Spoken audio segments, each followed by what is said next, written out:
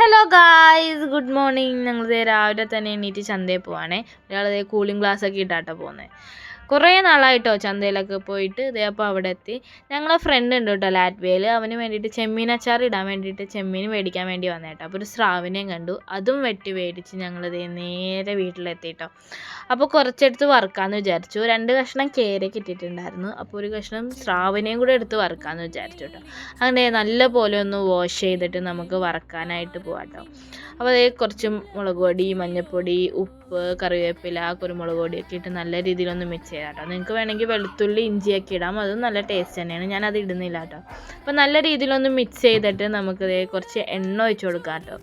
കുറച്ച് കൺസിസ്റ്റൻസി കിട്ടാൻ വേണ്ടിയിട്ടാണ്. അങ്ങനെ നല്ല രീതിയിലൊന്ന് അരപ്പ് പുരട്ടി നമുക്ക് കുറച്ച് നേരം റെസ്റ്റ് ചെയ്യാൻ വെക്കാം. എന്നാലേ ആ മീനിലൊന്ന് പിടിക്കുകയുള്ളൂ. അങ്ങനെ റെസ്റ്റ് ചെയ്യാൻ മാറ്റി വെച്ചിട്ടുണ്ട്. അങ്ങനെ നമുക്ക് കറി വെക്കാനായിട്ട് മീൻ നമുക്ക് കഴുകിയെടുക്കാം. ഉപ്പൊക്കെ ഇട്ടാട്ടോ ഞാൻ കഴുകിയെടുക്കുന്നത്. അങ്ങനെ സെറ്റായി വന്നിട്ടുണ്ട്. കുറച്ചെടുത്ത് മാറ്റിയും വെച്ചിട്ടുണ്ട് കേട്ടോ ഗൈസ്. നമുക്ക് ഇഞ്ചിയും പച്ചമുളകും വെളുത്തുള്ളിയൊക്കെ അരിഞ്ഞ് വെച്ചിട്ടുണ്ട്. അപ്പോൾ നമ്മൾ റെസ്റ്റ് ചെയ്യാൻ വെച്ച നമ്മളുടെ മീൻ കൂട്ടനെ നമുക്ക് വറുക്കാം കേട്ടോ. അങ്ങനെ നല്ല രീതിയിൽ വറുക്കുന്നുണ്ട്. കുറച്ച് ഉണ്ടായിരുന്നുള്ളൂ കേട്ടോ. അങ്ങനെ സവാളയും തക്കാളിയും ഒക്കെ ഞാൻ മിക്സ് ചെയ്ത് വെച്ചിട്ടുണ്ടായിരുന്നു. അങ്ങനെ മീൻ കറിക്കുള്ള കടുകും ഉലുവയും കൂടെ പൊട്ടുന്നുണ്ട് കേട്ടോ. അതിലേക്ക് നമ്മൾ അരിഞ്ഞ് വെച്ചാൽ ഇഞ്ചിയും പച്ചമുളകും വെളുത്തുള്ളിയൊക്കെ ഇട്ട് കുറച്ച് നേരം ഒന്ന് വാട്ടാം കേട്ടോ. അപ്പോൾ വാട്ടി കഴിഞ്ഞാൽ അധികം ഒന്നും നല്ല രീതിയിൽ മൂക്കണ്ട, കുറച്ച് മൂത്താൽ മതി. അല്ലെങ്കിൽ ആ കറിയുടെ ടേസ്റ്റ് തന്നെ നല്ല വ്യത്യാസം ഉണ്ടാവും. കടുവറ അങ്ങനെ ഞാൻ കുറച്ച് മൂത്തിട്ടുണ്ട്. ഇത്രയും മൂത്താൽ മതി കേട്ടോ. പിന്നെ അതേപോലെ ഞാൻ അരച്ച് വെച്ച തക്കാളിയും സവാളയും കൂടെ ഇട്ട് കൊടുക്കുന്നുണ്ട്. അതും നല്ല രീതിയിലൊന്ന് വാട്ടി പച്ചമണം മാറാൻ വേണ്ടിയിട്ട് വെക്കാം കേട്ടോ. അങ്ങനെ മുളക് പൊടി, മല്ലിപ്പൊടി, മഞ്ഞൾപ്പൊടിയൊക്കെ ഇട്ട് കൊടുത്തിട്ടുണ്ട്. അതും ഈ കൺസിസ്റ്റൻസി വരെ നിങ്ങൾ വാട്ടി കൊടുക്കുക.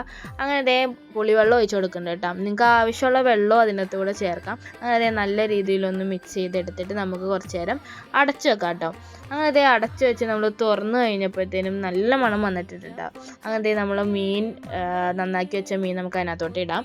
അങ്ങനെ ഉടഞ്ഞു പോകാതിരിക്കാൻ വേണ്ടി നിങ്ങൾ നോക്കിയിടണം കേട്ടോ. അങ്ങനെ വീണ്ടും അടച്ചിട്ട് തുറന്നപ്പോഴത്തേനും നല്ല മണം, നല്ല രസമുണ്ടായിരുന്നു. ടേസ്റ്റ് അറിയില്ല കേട്ടോ. അങ്ങനെ വീണ്ടും അടച്ചു വെക്കാം കേട്ടോ. അങ്ങനെ കുറച്ച് എണ്ണയൊക്കെ ഒഴിച്ച് സെറ്റായിട്ടുണ്ട് മീൻകറി. അപ്പം ഞാൻ ഫുഡൊക്കെ കഴിച്ചു കേട്ടോ. മീൻകറിയൊക്കെ കൂട്ടി നല്ല ടേസ്റ്റ് ഉണ്ടായിരുന്നു. നിങ്ങളും ഇത് ട്രൈ ചെയ്ത് നോക്കണേ. അപ്പോൾ ഓക്കെ, ബായ്.